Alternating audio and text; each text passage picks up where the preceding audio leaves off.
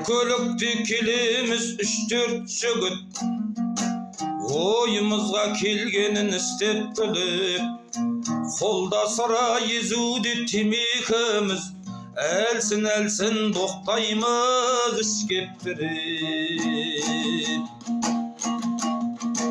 Бірімізге біріміз айбар беріп, дәл біздей мықты жігіт қайдан дедік, арқырап сөйлегенде адуындап, қалтырап селкілдейді қайран көлік. Ей, басқалар біздің жайды ұғынбайды, сыйластық тектен текке құрылмайды дегенде, бір досымның қалтасынан телефон қайта шырылдайды. Қоңырауы екен ол анасының, қайтарып тастады оны баласымын. Сұрадым мен, неге алмайсың қоңырауын, ан емес пе өмірлік жанашырың.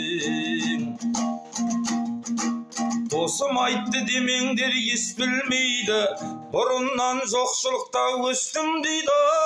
Телефоным көнерген арзан еді, шешемнің даусы дұрыс естілмейді.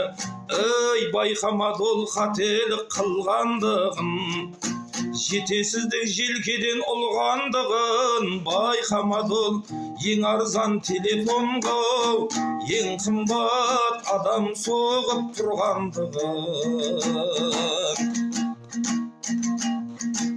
Түсіндірдім досымның қателігін, білмесең өкінішпен көтедігін.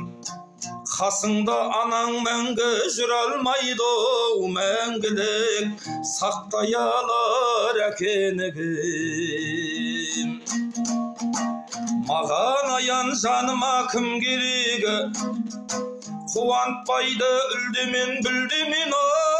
Анаңның даусы менен қоңырауын ешқашан есітпейтін күн келеді. Ей, көңілім әлі күнге елеңдейді, жүрекке батқан салмақ терең дейді.